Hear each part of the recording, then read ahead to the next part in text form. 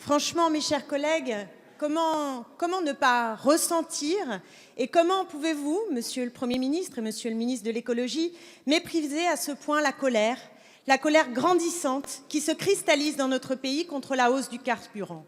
Vous accentuez l'injustice fiscale et pour faire passer la pilule, vous nous racontez que ceux qui trinquent doivent s'y résoudre sans brocher au nom de la lutte contre le réchauffement climatique. Mes chers collègues, mais quelle arnaque, mais quelle arnaque!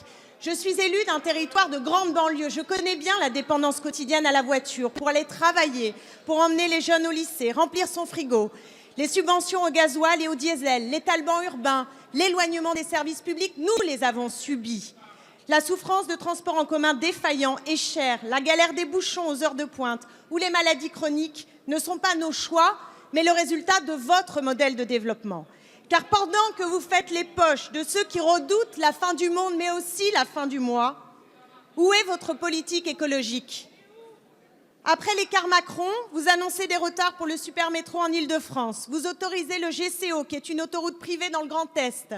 Et vous signez pour un forage de pétrole au large de la Guyane. Vous épargnez le kérosène de taxes au nom de la sacro-sainte compétitivité. Pendant que ceux qui ne peuvent pas aller travailler sans voiture, pendant que ceux-là seront rançonnés à la pompe, les croisières et les jets privés poursuivront leur promenade sans entrave. Et Total, premier pollueur, pourra continuer tranquillement de déverser ses dividendes, de distribuer ses dividendes. La rénovation thermique, on attendra.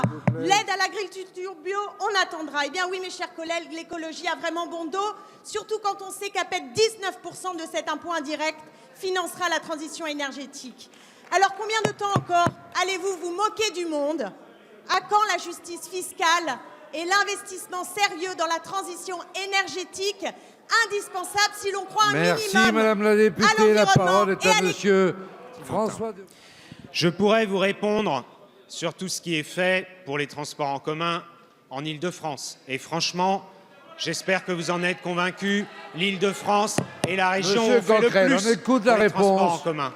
Et d'une manière générale, on va augmenter de 40% les investissements publics pour les transports en commun dans les 5 ans qui viennent par rapport à ce qui s'était fait dans les 5 ans avant. Et vous ne pouvez pas nous reprocher de faire maintenant ce qui n'a pas été fait pendant des années, ou le fait que pendant des années, on a privilégié la route, alors que maintenant, nous privilégions le transport ferroviaire. Mais Madame Autain, si on veut être efficace pour la transformation écologique, il faut être cohérent entre le discours et l'action. Et Madame Autain, comment peut-on dire ce que vous venez de dire et appeler, comme le fait votre groupe, celui de la France Insoumise, à manifester le 17 novembre avec l'extrême droite, avec ceux qui sont contre l'action pour le climat et l'écologie?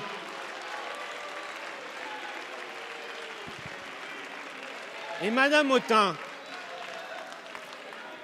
la cohérence entre le discours et l'action, la cohérence entre ce que vous avez dit au moment de la campagne présidentielle où vous faisiez les champions de l'écologie, ce que vous avez dit il y a quelques semaines dans cet hémicycle. J'ai retrouvé un amendement dont vous étiez la 2e signataire et qui proposait d'augmenter de 500 millions supplémentaires la taxe carbone.